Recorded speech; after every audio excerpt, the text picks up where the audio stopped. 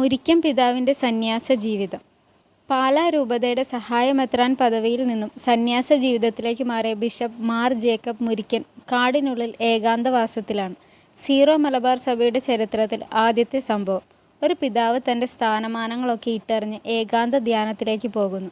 10 വർഷത്തോളം പാലാ രൂപതയുടെ സഹായമെത്രാനായി സേവനം ചെയ്ത ശേഷമാണ് സ്ഥാനത്യാഗം. ബസ്സിൽ സാധാരണക്കാരനായി യാത്ര ചെയ്തും തെരുവിൽ ജീവിക്കുന്നവരെ ശുശ്രൂഷിച്ചും ഒരു ചെറുപ്പക്കാരന് തൻ്റെ വൃക്ക ദാനം ചെയ്തും മുരിക്കൻ പിതാവ് സ്വന്തം ജീവിതത്തെ അത്രമേൽ ദൈവത്തിലേക്ക് അടുപ്പിച്ചിരുന്നു. നല്ല തണ്ണിക്ക് സമീപമുള്ള മാർത്തോമ ആശ്രമത്തിനടുത്ത് 5 സെൻറ് സ്ഥലം പാട്ടത്തിനടുത്ത് ചെറിയൊരു വീടുണ്ടാക്കി മുരിക്കൻ പിതാവിൻ്റെ ഏകാന്തവാസം. ഒറ്റമുറി വീടാണ്. ഒരു വശത്ത് ചാപ്പലും മറുവശത്ത് അടുക്കളയും. ഇവിടെ വരുന്നവർക്ക് രുചികരമായ കഞ്ഞിയും പയറും വിളമ്പും. അത് പിതാവിൻ്റെ രസക്കൂട്ടാണ്. കിട്ടുന്ന പച്ചക്കറികളും ചേർക്കും. മുരിക്കൻ കുടുംബത്തിൽ ജോസഫ് അച്ചാമ്മ ദമ്പതികളുടെ മകനായി ജനനം. നാട്ടകം ഗവൺമെൻറ് കോളേജിൽ നിന്നും സാമ്പത്തിക ശാസ്ത്രത്തിൽ ബിരുദാനന്തര ബിരുദം നേടിയ ശേഷമാണ് സെമിനാരിയിൽ ചേർന്നത്. ഇപ്പോൾ അദ്ദേഹം സഭാവസ്ത്രം ഉപേക്ഷിച്ച് കാവ്യവസ്ത്രമാണ് ധരിക്കുന്നത്.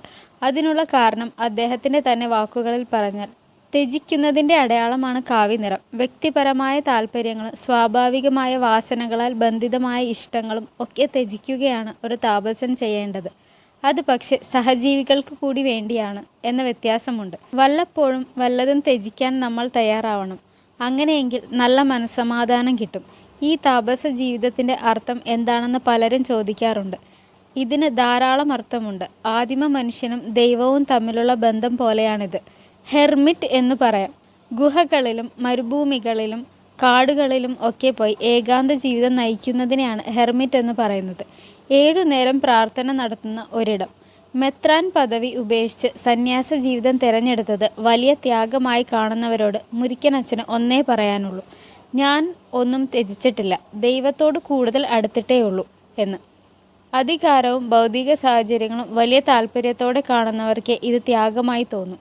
മനുഷ്യൻ ദൈവത്തിൽ നിന്നകന്നാലും ദൈവം മനുഷ്യനിൽ നിന്ന് അകലുന്നില്ല. ഭൂമിയിൽ വായുവും വെള്ളവും മണ്ണും അഗ്നിയും കാറ്റും സൃഷ്ടിച്ച് ദൈവം മനുഷ്യനെ അവനിലേക്ക് അടുപ്പിച്ചുകൊണ്ടിരിക്കുന്നു. ബൈബിൾ വചനപ്രകാരം ദൈവം ആദ്യമായി മനുഷ്യനോട് ഒരു കാര്യം ആവശ്യപ്പെടുന്നത് എബ്രഹാമിനോടാണ്. എബ്രഹാം നല്ല കർഷകനായിരുന്നു. നല്ല കുടുംബ സാഹചര്യങ്ങളിൽ കുടുംബസമേതം ജീവിച്ചിരുന്നു. എബ്രഹാമിനോട് ദൈവം പറഞ്ഞു: ഞാൻ കാണിച്ചു തരുന്ന സ്ഥലത്തേക്ക് പോവുക, നീ ഉപേക്ഷിക്കുക. എന്തിനാണ് ദൈവം തന്നെ വിളിക്കുന്നതെന്ന് എബ്രഹാമിന് അറിഞ്ഞുകൂടായിരുന്നു. അത് ദുരൂഹമായിരുന്നു. പക്ഷെ ദൈവം പറഞ്ഞ വഴിയിലൂടെ ആയതുകൊണ്ട് എബ്രഹാമിന് ആശങ്കകൾ ഉണ്ടായിരുന്നില്ല. ഞാനും ദൈവം പറഞ്ഞ വഴികളിലൂടെയാണ് നടക്കുന്നത്, അതുകൊണ്ട് എനിക്കും ആശങ്കകളില്ല. പിതാവിൻ്റെ ഒരു ദിവസം തുടങ്ങുന്നത് ഇങ്ങനെയാണ്: പുലർച്ചെ 2 മണിക്ക് എഴുന്നേൽക്കും. 3 മണിക്ക് 1-ാം യാമ പ്രാർത്ഥന. പിന്നെ ഓരോ 3 മണിക്കൂർ ഇടവിട്ടും പ്രാർത്ഥിക്കും. അങ്ങനെ രാത്രി 9 മണിയാവുമ്പോൾ 7 യാമ പ്രാർത്ഥനകൾ പൂർത്തിയാക്കും. സർവ്വ സൃഷ്ടിജാലങ്ങൾക്കുമായാണ് പ്രാർത്ഥന. അദ്ദേഹം ഇപ്പോൾ ഒരു നേരം മാത്രമേ ഭക്ഷണം കഴിക്കാറുള്ളൂ. കഞ്ഞിയും പയറുമാണ് പ്രധാന ഭക്ഷണം, അല്ലെങ്കിൽ കപ്പയും കാന്താരിമുളക് ചമ്മന്തിയും. അമ്മ മരിച്ചതിൽ പിന്നെ നോൺ-വെജ് ഭക്ഷണം കഴിച്ചിട്ടില്ല. കാട്ടിലുള്ള വാസമായതിനാൽ മൃഗങ്ങളൊക്കെ ചിലപ്പോൾ വരാറുണ്ട്. ഒരിക്കൽ ഉള്ളിലുള്ള കാട്ടിലൂടെ നടക്കാൻ പോയപ്പോൾ 50 മീറ്റർ മുന്നിലൂടെ ഒരു പുലി പാഞ്ഞുപോയി. പക്ഷേ അത് അദ്ദേഹത്തെ ഒന്ന് നോക്കിയത് പോലുമില്ല. അദ്ദേഹം കാട്ടിനുള്ളിൽ ധ്യാനിക്കാനിരിക്കുന്ന പാറയുണ്ട്. ഒരു ദിവസം അവിടെ ചെന്നപ്പോൾ ആ പാറയിൽ ഒരു പുലി ഇരിക്കുന്നു. അദ്ദേഹത്തെ കണ്ടപ്പോൾ അത് പാറയിൽ നിന്നിറങ്ങി കാട്ടിലേക്ക് മറഞ്ഞു. ആ കാട് ശബരിമലയുടെ ഭാഗമാണ്. അദ്ദേഹത്തിൻ്റെ അഭിപ്രായത്തിൽ നിശബ്ദതയിലും ഏകാന്തതയിലുമാണ് ഏറ്റവും ക്രിയാത്മകമായ ജോലികൾ നടക്കുന്നത്. നമ്മുടെ ഹൃദയം നിരന്തരം പ്രവർത്തിച്ച് രക്തം എല്ലാ ശരീരഭാഗങ്ങളിലും എത്തിക്കുന്നു. എന്നാൽ അതിന് ശബ്ദമില്ല. ചെറിയൊരു വിത്ത് മുളച്ച് വളർന്ന് വൻമരമാകുന്നു. അതിനും ശബ്ദമില്ല. അതുപോലെയാണ് ദൈവത്തിൻ്റെ ശബ്ദവും. അത് നമ്മൾ കേൾക്കുന്നില്ല, പക്ഷേ നമുക്ക് ചുറ്റും ആ ശബ്ദം പ്രവർത്തിച്ചു കൊണ്ടിരിക്കുന്നു. ആത്മീയതയുടെ ആനന്ദം അറിഞ്ഞവർക്ക് ഭൗതിക സുഖങ്ങൾ ഉപേക്ഷിക്കുക എന്നത് ഒരു ത്യാഗമായി തോന്നില്ല. അവിടെ ദൈവത്തിൻ്റെ സ്നേഹം അനുഭവിച്ചറിയാനാകുന്നു. മുരിക്കൻ പിതാവിൻ്റെ ഈ ആത്മീയ ജീവിതത്തെക്കുറിച്ചറിഞ്ഞത് മനോരമ ആരോഗ്യത്തിൽ നിന്നാണ്. കൂടുതൽ അറിയാനായി യൂട്യൂബിൽ പരതുന്നതിനിടയിൽ മറ്റൊരു താപസിക വൈദികനെക്കുറിച്ച് അറിയാനുള്ള ഭാഗ്യമുണ്ടായി. ഗുഡ്നസ് യൂട്യൂബ് ചാനലിൽ കണ്ട ഗീർ വനത്തിലെ താപസ വൈദികൻ എന്ന വീഡിയോയിൽ മുരിക്കൻ പിതാവിൻ്റെ അതേ ആത്മീയ പാതയിലൂടെ സഞ്ചരിക്കുന്ന ഫാദർ സെബാസ്റ്റ്യൻ്റെ ഏകാന്തവാസം അതുകൂടി ഇതോടൊപ്പം പറയണമെന്ന് തോന്നി. ഇടുക്കി ജില്ലയിലെ മാങ്കുളം സ്വദേശിയായ ഒരു കത്തോലിക്ക വൈദികനാണ് ഫാദർ സെബാസ്റ്റ്യൻ.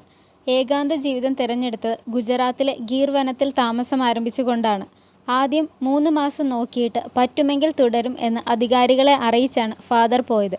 ഇപ്പോൾ ഏതാണ്ട് 4 വർഷം പിന്നിട്ടു. ആജീവനാന്തം ഈ വനത്തിൽ കഴിയണമെന്നാണ് ഇപ്പോൾ ഈ സന്യാസിയുടെ തീരുമാനം. രാവിലെ 3 മണിക്കെണീറ്റ് ബൈബിൾ വായനയും കുർബാനയും കൊന്ത ചൊല്ലലും മെഡിറ്റേഷനും ഒക്കെയായി അച്ഛൻ മുന്നോട്ട് പോകുന്നു. സന്ദർശകർ ആരെങ്കിലും എന്തെങ്കിലും കൊണ്ടു കൊടുത്താൽ അത് വെച്ച് കഴിക്കും, അല്ലെങ്കിൽ കാട്ടിൽ നിന്ന് കിട്ടുന്ന എന്തെങ്കിലും കഴിക്കും. പലപ്പോഴും സിംഹങ്ങൾക്കും പുലികൾക്കും ഇടയിലൂടെ കടന്നു പോയെങ്കിലും ഇതുവരെ അവ അച്ഛനെ ആക്രമിച്ചിട്ടില്ല. അവരും അച്ഛനെ അവരിൽ ഒരാളായി അംഗീകരിച്ചിരിക്കും എന്ന് തോന്നുന്നു. അച്ഛൻ്റെ ആശ്രമത്തിന് മുന്നിലെ അരുവിയിലാണ് ആ കാട്ടിലെ എല്ലാ മൃഗങ്ങളും വെള്ളം കുടിക്കാൻ വരുന്നത്. എന്നാൽ ഇതുവരെ മൃഗങ്ങളൊന്നും ആക്രമിച്ചിട്ടില്ല.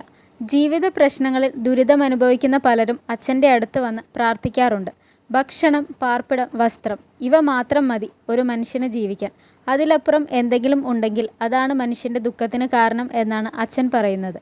നാളെയെക്കുറിച്ച് ചിന്തിക്കാതെ ഇന്ന് ഈ നിമിഷത്തിൽ സന്തോഷമായിരിക്കൂ എന്നാണ് അച്ഛൻ്റെ ജീവിതത്തിലൂടെ എല്ലാവർക്കും കാണിച്ചു തരാൻ ആഗ്രഹിക്കുന്നത്. ജേക്കബ് മുരിക്കൻ അച്ഛൻ്റെയും സെബാസ്റ്റ്യൻ അച്ഛൻ്റെയും ഈ സന്തോഷകരമായ സമാധാനപരമായ ഏകാന്തവാസം കണ്ടപ്പോൾ അവർ ആണുങ്ങളായതുകൊണ്ടല്ലേ ഇങ്ങനെ സാധിച്ചത് എന്ന ഒരു തോന്നൽ എനിക്കുണ്ടായി. എന്നാൽ സെബാസ്റ്റ്യൻ അച്ഛൻ്റെ ആശ്രമത്തിൽ അദ്ദേഹത്തിന് മുമ്പ് 40 വർഷം അവിടെ ഏകാന്തവാസത്തിലായിരുന്നത് പ്രസന്ന ദേവി എന്ന തൊടുപുഴ സ്വദേശിയായിരുന്നു എന്നറിഞ്ഞത് എന്നെ ഏറെ അത്ഭുതപ്പെടുത്തി.